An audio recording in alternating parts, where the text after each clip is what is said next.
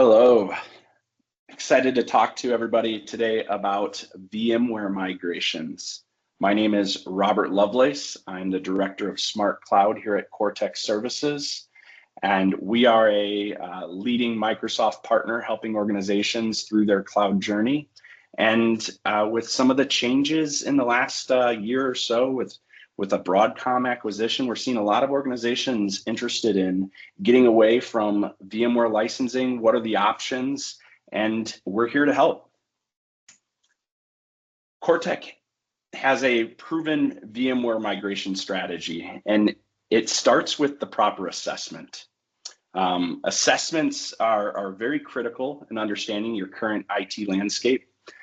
We can get into business objectives and understanding, making sure that as we're going through this migration methodology, some of the options and choices we have to make, that we're making the right choices for your business, not just your business today, but also taking into consideration future choices and anything that you guys may be seeing as a risk or challenges within your industry. Also, understanding your timeline is very important during the assessment phase, and getting into growth expectations and compliance requirements, all things that can impact what your landing zone or what your options may be.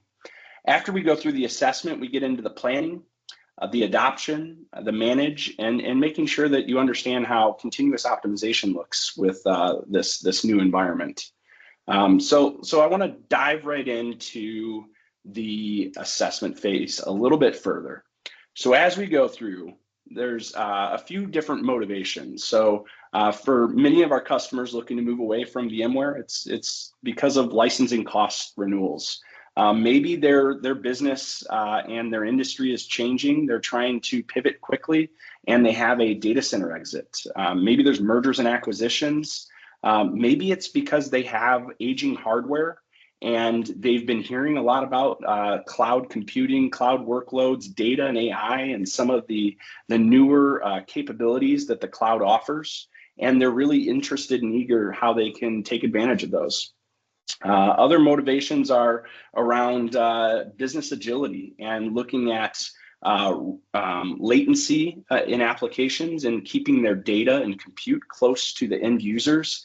And their business is expanding across the globe and leveraging some of the cloud native backbones gives you the ability to be much more agile, as well as not having limitations of resources, being able to scale very quickly, scale up and down, and being able to pay for those resources when you need them most, and not necessarily needing to pay for them when you don't.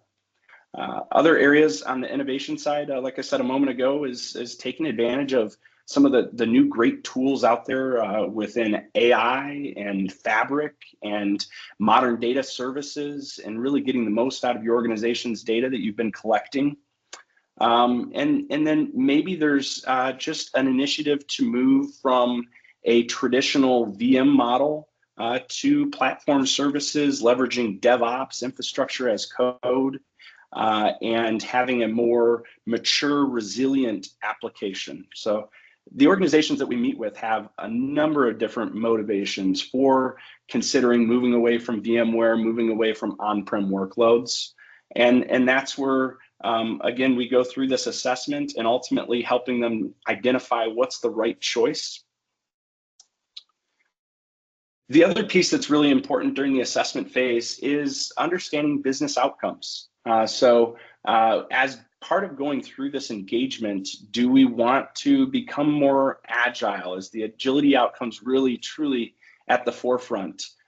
Is it transparency?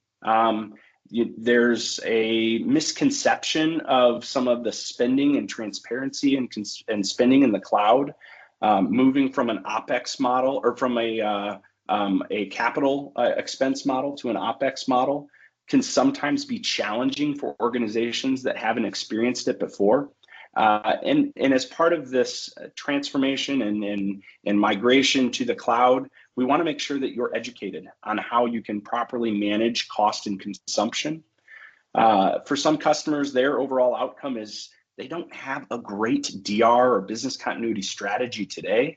and they want to improve upon that. Maybe they've been recently acquired by another company, and as part of that acquisition, there's a drive to bring more resiliency into the environment, a better DR strategy. Maybe their customers, maybe they're a SaaS provider and their customers are asking for a more resilient solution, or they're threatening to leave. Other business outcomes that we commonly see is security. Customers really want to understand their threats and their threat landscape in reducing their vulnerability to threats, and leveraging the Microsoft security tool stack. They already may have E5 licenses today, and they're using Defender. They're looking to incorporate Sentinel as part of their security strategy, and just having a zero trust approach to security, and they see an easier path to that with moving to the cloud. Some other customers, it's all about speed. Maybe something happened within their organization, within their environment, and they have to get the business moved quickly, their most critical data and applications and workloads, and there is a very quick path to moving it into the cloud. These are all common business outcomes, but obviously every organization is a little bit different. It all goes back to their motivations and outcomes, and I always like to start the assessment with covering these, and then I also like to end the assessment period with covering these, to make sure that everything that we go through, all the decisions that we make throughout the assessment, ties back into our motivations and outcomes. So what does the assessment look like? Obviously, we have to go through the actual workloads and do an assessment on the environment. And that's where we use some great tools like Azure Migrate to run an assessment on the current infrastructure. And what it helps us do is understand cloud readiness. So we take that VMware environment, you can deploy Azure Migrate right into your vCenter and let it run for a couple days, and it will give you back some very valuable information. Some of the most critical pieces of information are your cloud readiness. So what is the server OS that this workload's running on? Is it a cloud supported version of server OS? And making sure that there is a proper SKU in the cloud that can run these workloads. Another piece is helping us right size those workloads. So you may have a VM where you had it sized at a four virtual cores and 16 gigs of RAM, and it's very lightly utilized. And maybe as we move to Azure, we want to right size that workload into something that is a better fit, something that we're not overpaying, but we're still getting all the performance requirements that we need. So there is a right sizing component to the actual assessment. We call it the Azure Rapid Migration Assessment. Then we're looking at cost optimization estimates. So as we understand the environment and we are making aligning SKUs, compute SKUs to current VMs and getting to know an understanding of consumption, we learn that there's different ways to calculate the consumption. You can do pay-as-you-go, where you're paying the most expensive price for that SKU, but there's no commitment. You can turn it on, turn it off whenever you need. And so maybe you're using some sort of start-stop automation to turn those services on when you need. And because of the workload that they allow for that. Other items that we're looking for are reservations, long-term applications and compute that we want to purchase long-term reservations for, 1 year or 3 year reservations. And then the last item is Azure Hybrid Benefits. How can we take full advantage of licensing this new environment properly? That's server OS licensing, that's SQL licensing, and making sure that we're not overspending by using any form of pay-as-you-go licensing where it doesn't make sense. The outcome of the assessment is the financials too. So we need to go through and understand, what do we want this new environment to look like? And you'll see for this example that I have here, roughly 278 servers, we're showing the Azure pay-as-you-go pricing, the 1-year reserved pricing, the 3-year reserved pricing, and then an estimate for Azure VMware solution. For some customers, the desire to move away from VMware is a stair step. And because there's a lot of considerations that come into play of why we're moving away from VMware, do we have the resources to manage an Azure environment? We may not have a team that's ready to manage Azure. We have a team that was very comfortable with managing VMware. They had all of the skills, the monitoring, the tools. And so for us, it's a stepping stone is to Azure VMware solution before we move into Azure native. So always showing this as that stepping stone between the Azure core and Azure native VMs versus keeping it with the Azure VMware solution. It's always important for us to show our assumptions as we're building out this pricing estimate. And I also like to break it down by compute, storage, egress charges, backup, and disaster recovery, because those are always important considerations when moving your data center and understanding where the consumption comes from. You'll notice that when you talk about reservations, there is a significant savings in the compute as you make a longer term commitment to each of those reservations. And that's important to always manage from a cost savings perspective. The next piece we get into as part of the assessment phase is making sure that the customers understand the cloud native tools. We're understanding governance.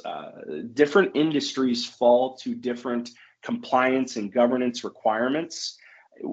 First of all, it'll make a decision on which cloud environment you're able to move into. So depending on the level of governance you have around government workloads, government contracts, it may require you to move to Azure Gov if you fall into a GCC high, or if you're in a GCC moderate or lower, we can move into the Azure commercial environment. But then also taking into consideration of offsetting tools. What tools do we have today for monitoring, for pushing policy and managing policy, for role-based access and managing different resources? A lot of the value and benefits of Azure comes from leveraging its native tools and native management plane. And this is actually where, for some organizations, the exit from VMware is not a complete exit, but maybe it's a downsizing.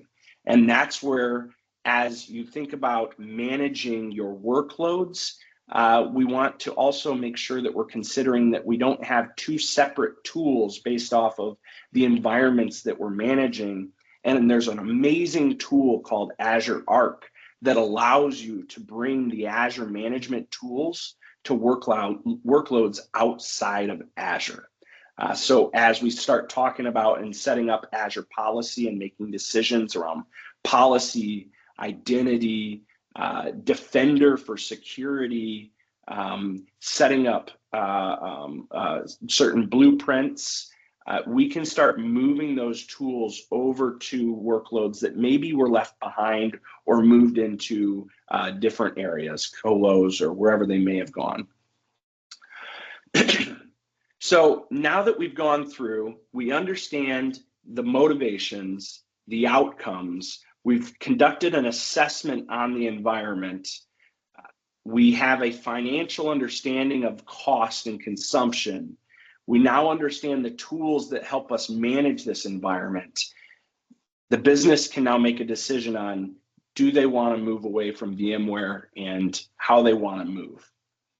And this is where we start looking at migration methodologies, as well as getting that landing zone ready. So now we've moved into our planning phase, and we're starting to take all of our considerations of the cloud adoption framework and start documenting what we want this landing zone to look like.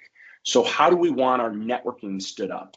How do we want to have identity managed? How do we want to have our security posture set up? Governance and compliance, management groups and subscriptions, backup and DR strategy, tagging, Azure policy for the environment. And as we go through and we're documenting those decisions for managing and establishing our foundations of a landing zone, we can then build that landing zone. This is a reference architecture for a common landing zone. This one specifically has an AI service subscription for many customers that are looking at leveraging AI services in the cloud. You'll notice we also have a connectivity subscription. So this is a hub and spoke model where we're using VNet peering from our hub to our spokes to allow a central network connectivity. We also segregate sandbox or non-production workloads into their own subscription so that they can be easily managed, and we can allow the development teams a little bit more freedom and flexibility to deploy workloads without the risk of them impacting production workloads. You'll notice identity is managed with key vaults and domain controllers from its own subscription with Azure Monitor. And we also have a tie from Active Directory back on to our on-premise environment, as many organizations still have that tie to their on-prem Active Directory and are not completely moved into Entra ID. So now that we have our assessment completed, our landing zones deployed, it's our migration approach. There are three common migration approaches that I'm going to cover today. The first being the rehost migration. So the rehost migration approach is very focused on minimal change to the environment. We're going to be taking these VMs as they are in VMware today, leveraging Azure Migrate to lift and shift these workloads into Azure VMs. This is a very seamless migration. We typically walk customers through a 4-week migration wave. And what we're doing is first, from our assessment, we're taking our information around dependencies and which workloads rely on each other. So we're moving databases and applications that are dependent of one another together and not accidentally leaving something on-prem or creating latency or any issues as part of this migration. And we start seeding the data. We make sure that we go through a change control and properly follow that with app owners notifying them, because we'll need them to test once that application is seeded to the new environment. We'll make sure that our firewalls that are in Azure have all of the proper configurations for these workloads. And then we'll go through our user acceptance testing and making sure that this application now has been seeded to this new Azure environment. Our application owners can go through, log in, make sure that everything's authenticating, the application is behaving, not only behaving and responding properly, but to the performance that they would expect. And then we can decide on our go live cutover once we've done that. We typically do these migrations in anywhere from 35 to 50 VMs per migration wave. And it is a waterfall as we go through those 4 weeks of seeding the data, going through, making sure we're doing a QA, a UAT, and then our deciding our production cutover date. Always making sure that we have a rollback plan for if there's any unforeseen issues. That's the rehost migration. There is a variant of this that is not uncommon as well. And that is when we need to refactor a few of the VMs and we actually will rebuild them from scratch. So maybe we have some legacy VMs, legacy server OS versions that we don't want to just lift and shift and carry into the cloud with us, but we want to move them to a more modern version of server. So we would use a marketplace image of the desired server version, deploy it into the Azure environment, and then work with the application owner to reinstall that application and any application dependencies into that server, and then go through the proper UAT testing. So these are the rehost migration approach. The next approach is for customers that are very challenged by moving away from the current tool sets that they have. They have to get away from their current infrastructure. This is a stepping stone out of VMware. This is not the end result. This is, hey, we've got to move quick. We don't have time to retool our team and skill up for Azure native, but we don't have an option to stay on-prem. And so we look at Azure VMware Solution. An Azure VMware Solution is a very quick and fairly simple way to migrate from VMware on-prem or in a colo that you may have into VMware in Azure. And essentially what you're doing is you're deploying nodes of VMware at a minimum of 3 nodes into Azure, and those are yours, and you can pick different sizes. There's a few different SKUs depending on the region you're in for sizes, and you can vMotion your workloads from your current nodes and data center up into Azure, and then eventually shutting down what you have on-prem. The tools, the environment, the domain, everything stays the same, and it responds and behaves as if it's still in your data center. For teams that have a lot of investment in automation with VMware, this is a great solution, and again, a stepping stone for them getting away from their on-prem physical VMware environment, but without having to completely reskill or retool the team. The third option is where we look at our VMs and we have a desire to move away from our VMs and start adopting platform services in the cloud. There are some great benefits to platform services. You are not having to manage the operating system anymore. You're just managing your data or your code and application within these services. This often takes an additional step back in the assessment phase at the beginning, and we'll do an application modernization assessment, because in many cases this requires some level of code or data change, and that assessment identifies how much and level of effort, so that we know when we get to building out these applications and for these platform services exactly what needs to happen, what we need to do, and the level of effort, so that we can factor that into our decision of how we want to migrate. The other thing to take into consideration is you don't have to pick just one migration strategy. We've worked with customers that have picked one, but we've also worked with customers that have picked all 3. And then another migration strategy that I didn't cover today because there's less work from a migration approach, but is into a SaaS offering. You could also move to a full SaaS offering if that is available for the workloads that you're looking at. So that's also another option. So between the rehost or lift and shift migration, the VMware solution migration, the refactor optimization, or a SaaS migration are all common migration methods moving away from on-prem VMware. So in our cloud journey, we've done the assessment, we've set up our landing zone, we've gone through all the planning of how we want to migrate. We've now migrated our workloads into this new environment, and we're ready for operational management, or day 2 operations, as some call it, and continuous improvement. There is another framework. So we talked about the CAF earlier, the Cloud Adoption Framework. There's another framework called the Well-Architected Framework. For organizations that are running their business in the cloud, the Well-Architected Framework is a way to circle back and make sure that we're doing everything following best practices. Reliability. Do we have a mature business continuity plan?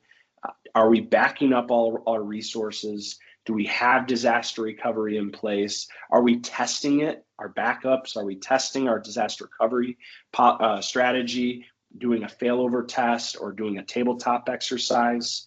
We're making sure that we're going through and following those best practices. For cost optimization, we're making sure that we're using tools, monitoring our spend, budget, doing cost backs, show backs for different business units within our organization so that they can manage their budget as well and understand their consumption, taking into consideration of resources that aren't being used and making sure they're properly decommissioned completely. The reservations and staying on top of those reservations, as well as your Azure hybrid benefits and making sure that you're properly obtain those licenses that you're saying you own. Getting into operational excellence. How are we getting monitoring and getting alerts on this new Azure environment? Do we have policy, and are we enforcing policy on our workloads and using blueprints for different subscriptions? If we have our role-based access and management groups stood up properly, we have proper governance over who has access to what areas of the environment. And are we able to report on this governance to not only say we have it in place, but to actually show that it's being followed?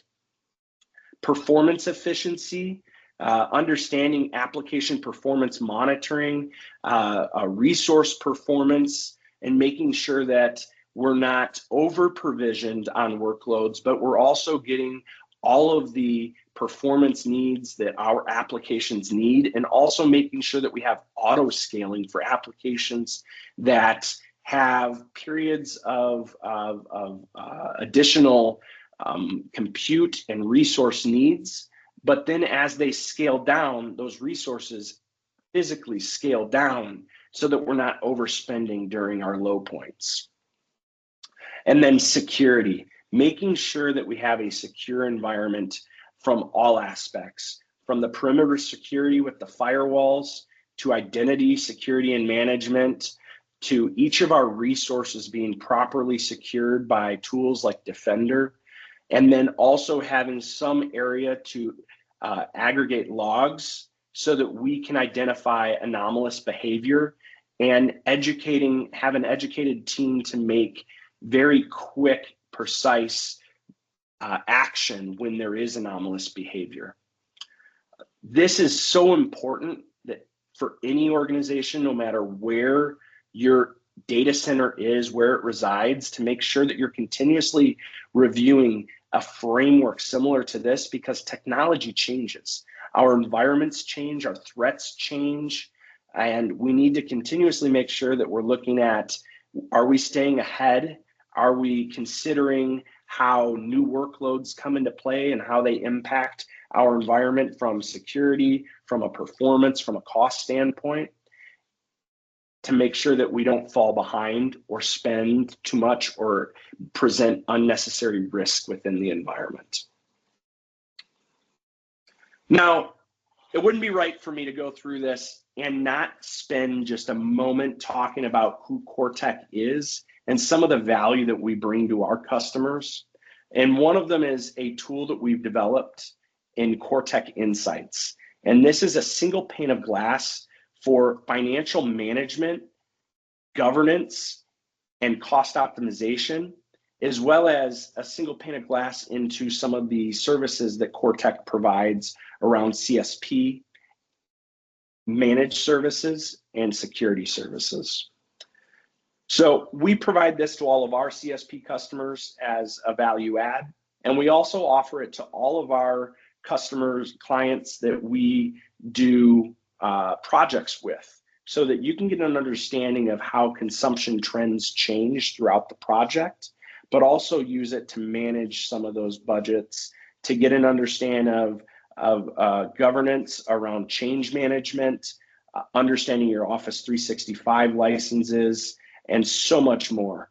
It's a very powerful tool, and it helps our customers and clients go through managing their environment going forward. And then I also wanted to just share with you all a little bit about what makes Coretek different. So there's a number of partners in the Microsoft ecosystem, and one of the few things that show partners apart from other partners is advanced specializations and some of the Microsoft partner certifications that you have. So Coretek has what's called the Microsoft Partner Azure Expert MSP.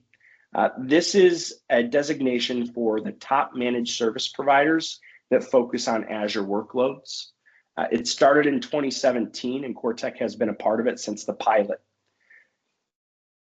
Advanced specializations is another way to understand what differentiates partners, and this really tells you where they focus on support.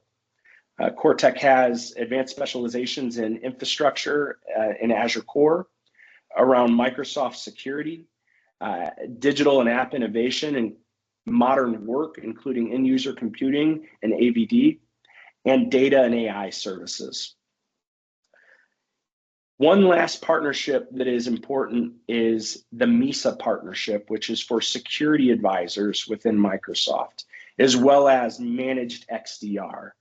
Those are two newer certifications that Microsoft has offered around security for MSSPs, which there's an even smaller list of partners that have both the Azure Expert MSP and the managed XDR security certification. So Coretek is a great partner for working with on managed environments, as well as through your cloud adoption strategy.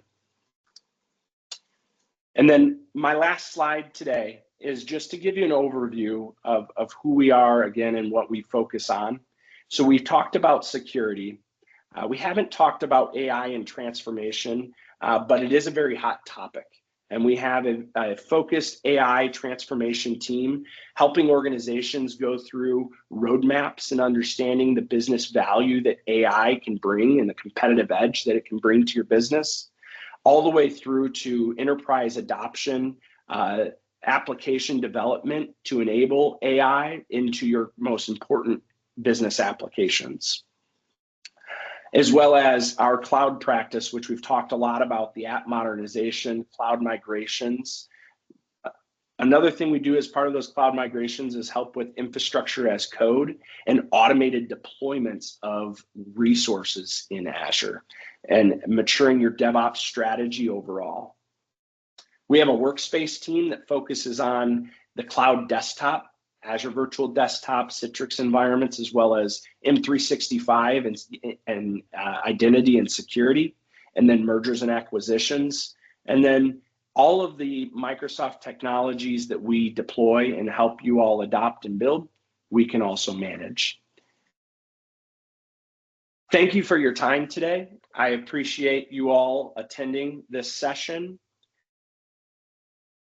If any of you have any questions or would like to contact Coretek, you can follow the QR code that you see here, or you can reach out to Johnny Zubrod by her email address below. Thank you all and have a great day.